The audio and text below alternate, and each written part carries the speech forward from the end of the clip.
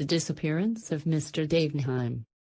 Poirot and I were expecting our old friend Inspector Japp of Scotland Yard to tea. We were sitting round the tea table awaiting his arrival. Poirot had just finished carefully straightening the cups and saucers which our landlady was in the habit of throwing, rather than placing, on the table. He had also breathed heavily on the metal teapot, and polished it with a silk handkerchief. The kettle was on the boil, and a small enamel saucepan beside it contained some thick, sweet chocolate which was more to Poirot's palate than what he described as your English poison. A sharp rat-tat sounded below, and a few minutes afterwards Japp entered briskly. "Hope I'm not late," he said as he greeted us. To tell the truth, I was yarning with Miller, the man who's in charge of the Davenheim case. I pricked up my ears.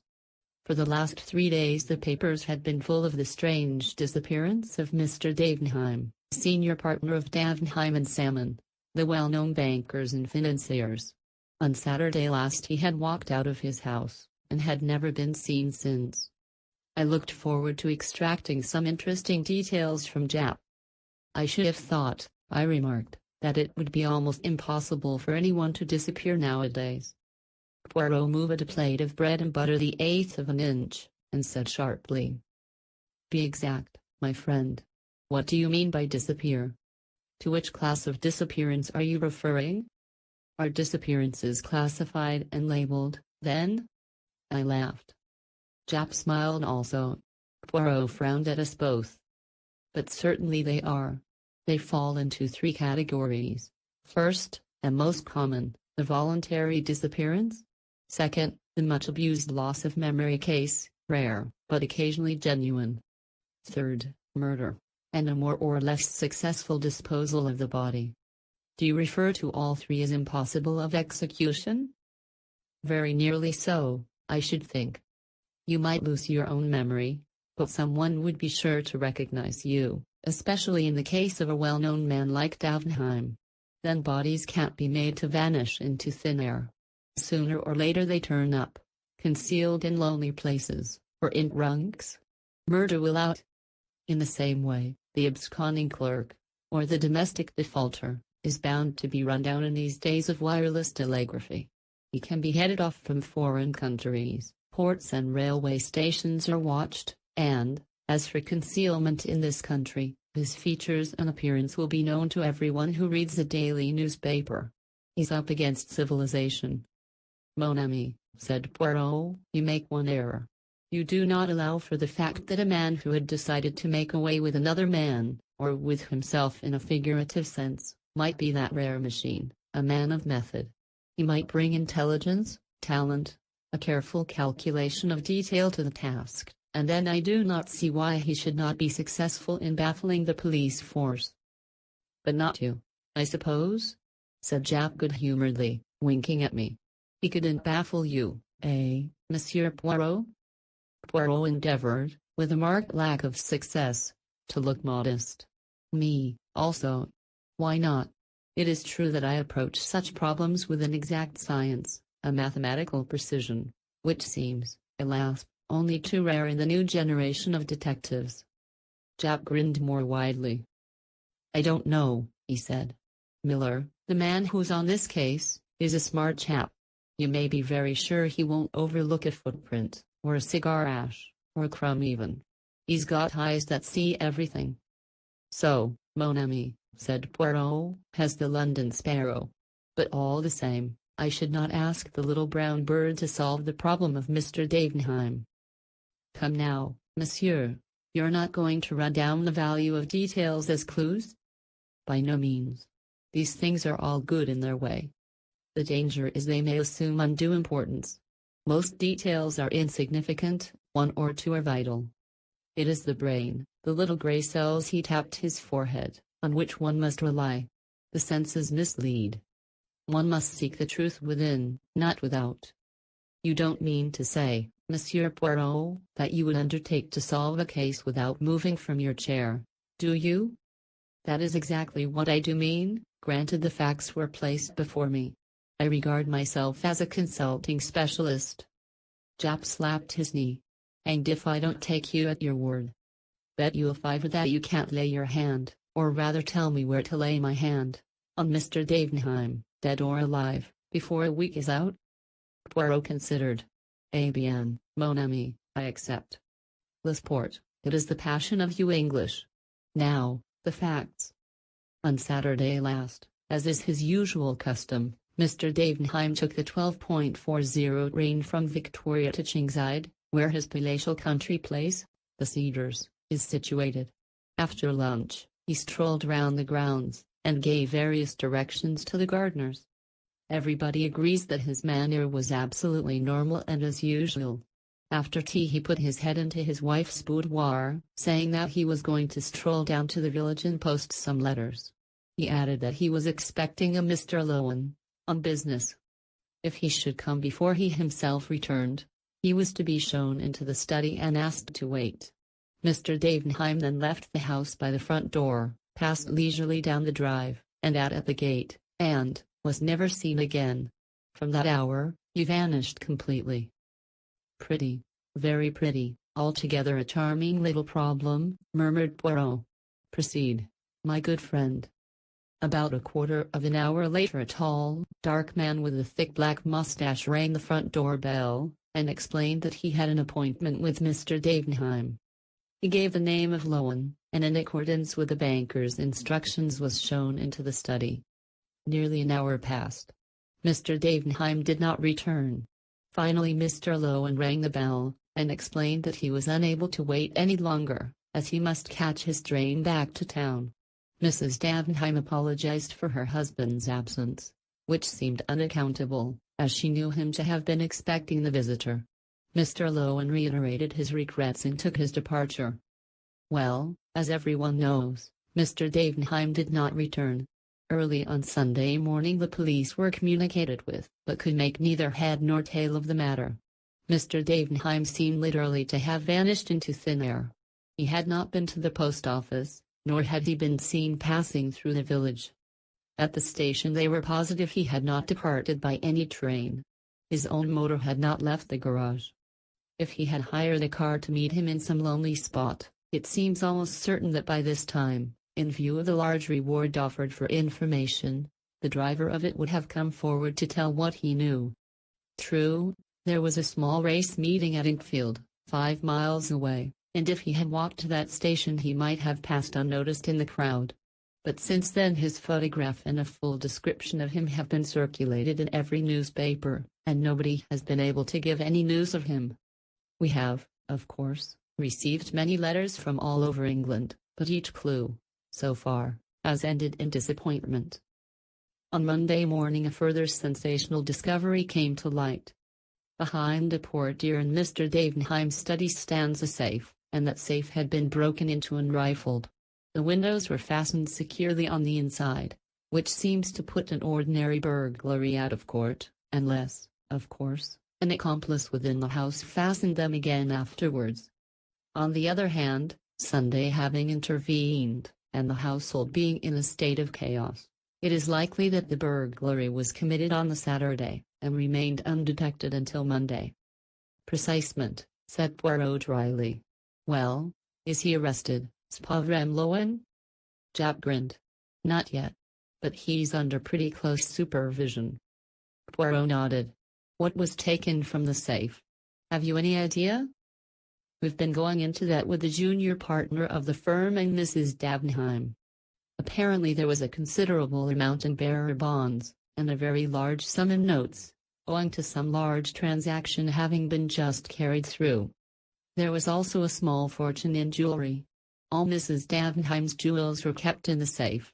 The purchasing of them had become a passion with her husband of late years, and hardly a month passed that he did not make her a present of some rare and costly gem. Altogether a good haul, said Poirot thoughtfully. Now, what about Lowen? Is it known what his business was with Davenheim that evening? Well, the two men were apparently not on very good terms. Lowen is a speculator in quite a small way. Nevertheless, he has been able once or twice to score a coup off Davenheim in the market, though it seems they seldom or never actually met. It was a matter concerning some South American shares which led the banker to make his appointment. Had Davenheim interests in South America, then? I believe so. Mrs. Davenheim happened to mention that he spent all last autumn in Buenos Aires. Any trouble in his home life? Were the husband and wife on good terms? I should say his domestic life was quite peaceful and uneventful. Mrs. Davenheim is a pleasant, rather unintelligent woman. Quite a non-entity, I think. Then we must not look for the solution of the mystery there. Had he any enemies? He had plenty of financial rivals, and no doubt there are many people whom he has got the better of who bear him no particular goodwill. But there was no one likely to make away with him, and, if they had, where is the body? Exactly. As Hastings says, bodies have a habit of coming to light with fatal persistency. By the way, one of the gardeners says he saw a figure going round to the side of the house toward the rose garden. The long French window of the study opens onto the rose garden, and Mr. Davenheim frequently entered and left the house that way. But the man was a good way off, at work on some cucumber frames, and cannot even say whether it was the figure of his master or not. Also, he cannot fix the time with any accuracy. It must have been before 6, as the gardeners cease work at that time. And Mr. Davenheim left the house? About 5:30 or thereabouts. What lies beyond the rose garden? A lake. With a boathouse? Yes, a couple of punts are kept there. I suppose you're thinking of suicide, Monsieur Poirot? Well, I don't mind telling you that Miller is going down tomorrow expressly to see that piece of water dragged. That's the kind of man he is. Poirot smiled faintly, and turned to me. Hastings, I pray you, hand me that copy of the Daily Megaphone. If I remember rightly, there is an unusually clear photograph there of the missing man. I rose, and found the sheet required. Poirot studied the features attentively. H.M. he murmured. Wears his hair rather long and wavy, full mustache and pointed beard, bushy eyebrows. Eyes dark? Yes. Hair and beard turning grey? The detective nodded. Well, Monsieur Poirot, what have you got to say to it all? Clear as daylight, eh? On the contrary, most obscure. The Scotland Yard man looked pleased. Which gives me great hopes of solving it, finished Poirot placidly. Eh? I find it a good sign when a case is obscure. If a thing is clear as daylight, bien, mistrust it. Someone has made it so. Japp shook his head almost pityingly. Well, each to their fancy. But it's not a bad thing to see your way clear ahead. I do not see, murmured Poirot. I shut my eyes, and think. Japp sighed. Well, you have got a clear week to think in. And you will bring me any fresh developments that arise, the result of the labors of the hard-working and lynx-eyed Inspector Miller, for instance? Certainly. That's in the bargain. Seems a shame, doesn't it? Said Japp to me as I accompanied him to the door. Like robbing a child. I could not help agreeing with a smile. I was still smiling as I re-entered the room. Bien, said Poirot immediately. You make fun of Papa Poirot, is it not so? He shook his finger at me. You do not trust his grey cells? Ah, do not be confused. Let us discuss this little problem, incomplete as yet, I admit, but already showing one or two points of interest. The lake, I said significantly.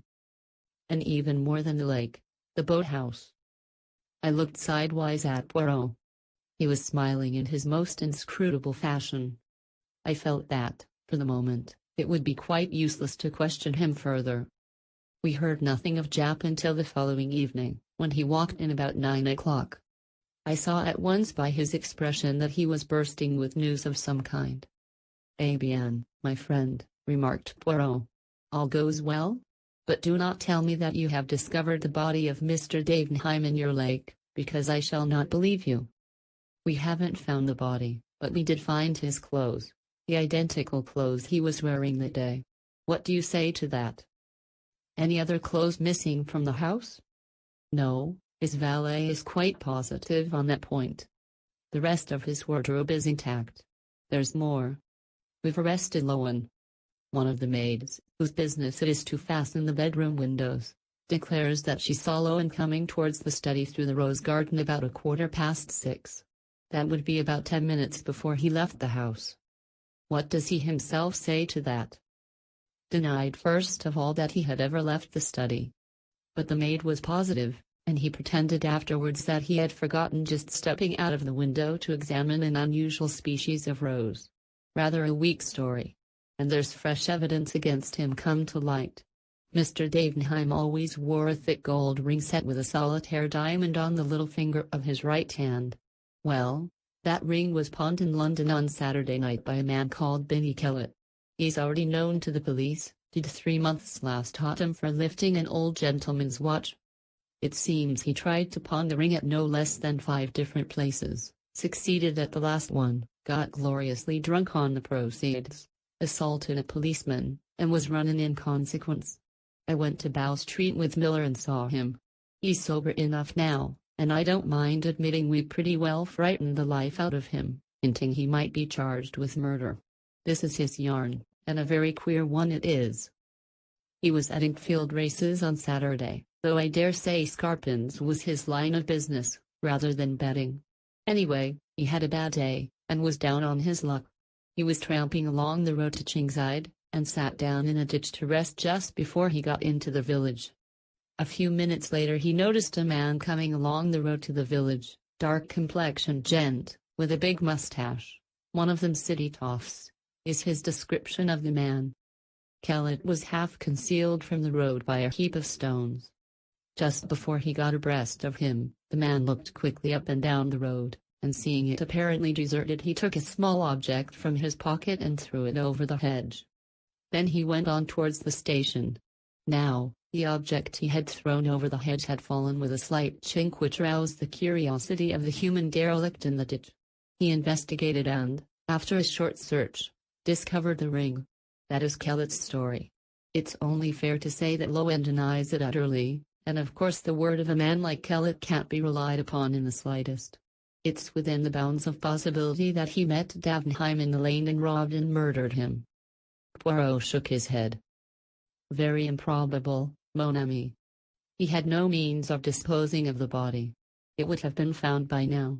Secondly, the open way in which he pawned the ring makes it unlikely that he did murder to get it. Thirdly, your sneak thief is rarely a murderer. Fourthly, as he has been in prison since Saturday, it would be too much of a coincidence that he is able to give so accurate a description of Lowen. Japp nodded. I don't say you're not right.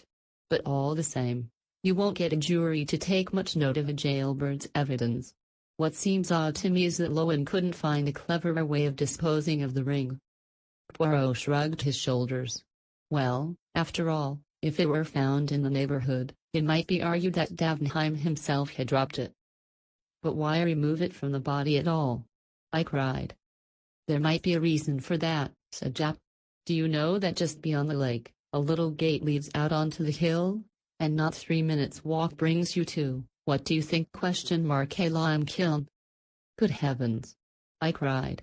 You mean that the lime which destroyed the body would be powerless to affect the metal of the ring? Exactly. It seems to me, I said, that explains everything. What a horrible crime. By common consent we both turned and looked at Poirot. He seemed lost in reflection, his brow knitted, as though with some supreme mental effort. I felt that at last his keen intellect was asserting itself. What would his first words be?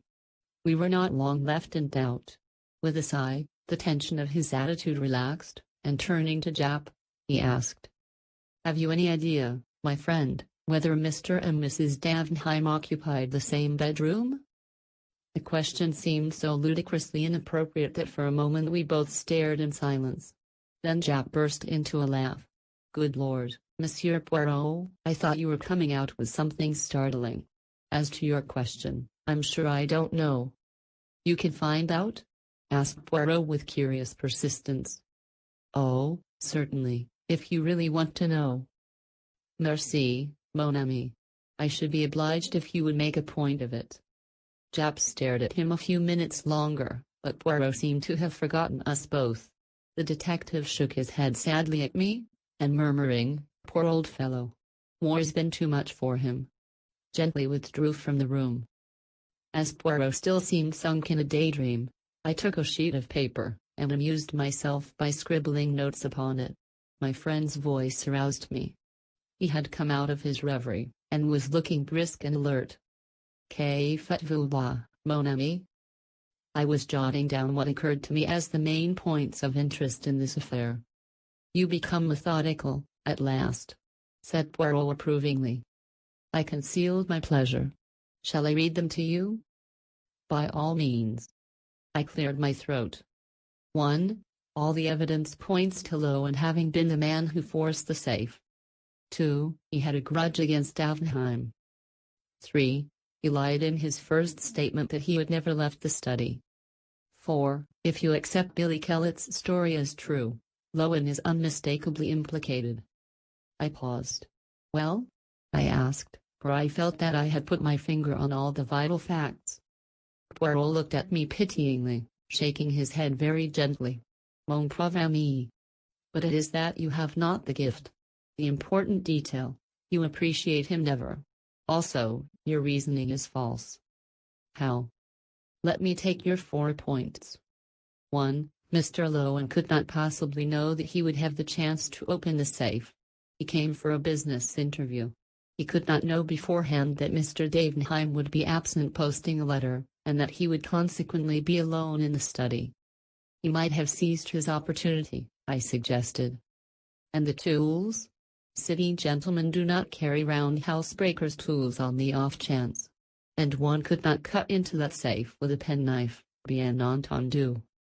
"Well, what about number 2? You say Lowen had a grudge against Mr. Davenheim. What you mean is that he had once or twice got the better of him. And presumably those transactions were entered into with a view of benefiting himself. In any case, you do not as a rule bear a grudge against a man you have got the better of. It is more likely to be the other way about. Whatever grudge there might have been would have been on Mr. Davenheim's side." "Well, you can't deny that he lied about never having left the study?" "No. But he may have been frightened. Remember, the missing man's clothes had just been discovered in the lake. Of course, as usual, he would have done better to speak the truth." "And the 4th point?" "I grant you that. If Kellett's story is true, Lowen is undeniably implicated. That is what makes the affair so very interesting." "Then I did appreciate one vital fact?" "Perhaps, but you have entirely overlooked the 2 most important points, the ones which undoubtedly hold the clue to the whole matter." "And pray, what are they?" 1. The passion which has grown upon Mr. Davenheim in the last few years for buying jewelry. 2. His trip to Buenos Aires last autumn." "Poirot, you are joking." "I am most serious." "Ah, sacred thunder, but I hope Jack will not forget my little commission." But the detective, entering into the spirit of the joke, had remembered it so well that a telegram was handed to Poirot about 11 o'clock the next day. At his request I opened it and read it out. "Husband and wife have occupied separate rooms since last winter." "Aha!" cried Poirot. "And now we are in mid-June. All is solved." I stared at him. "You have no moneys in the bank of Davenheim and Salmon, mon ami?" "No," I said, wondering. "Why?" "Because I should advise you to withdraw it, before it is too late." "Why, what do you expect?" "I expect a big smash in a few days, perhaps sooner. Which reminds me, we will return the compliment of a dépêche to Jap. A pencil, I pray you, and a form. Voila.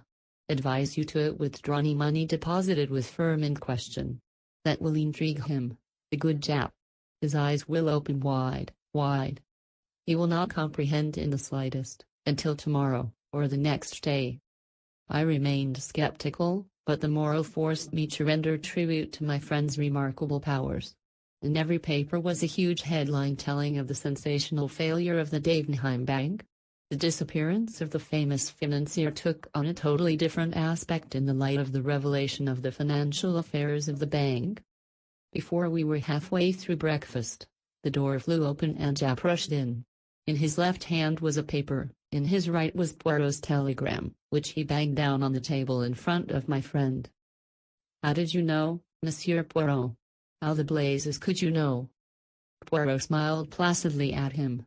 Ah, mon ami, after your wire, it was a certainty. From the commencement, see you. It struck me that the safe burglary was somewhat remarkable.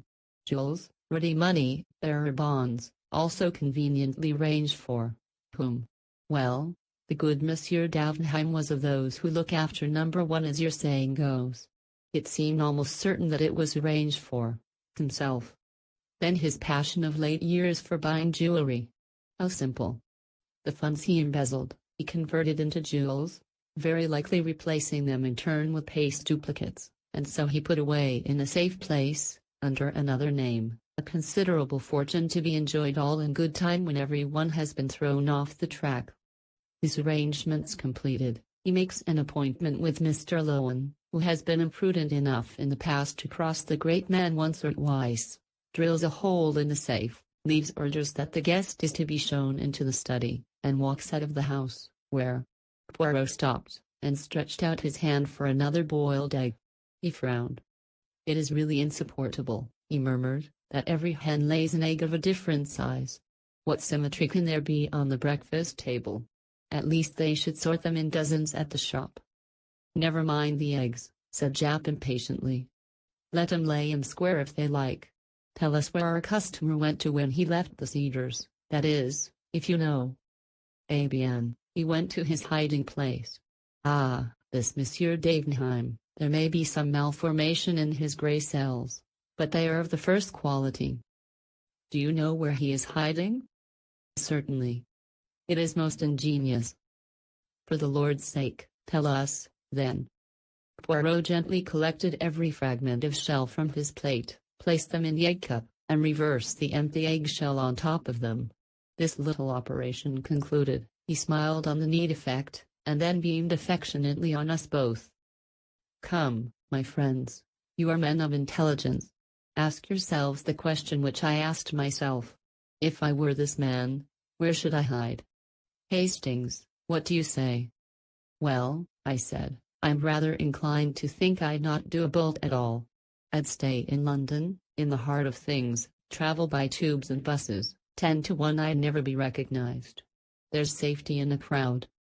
Poirot turned inquiringly to Japp. I don't agree. Get clear away at once, that's the only chance.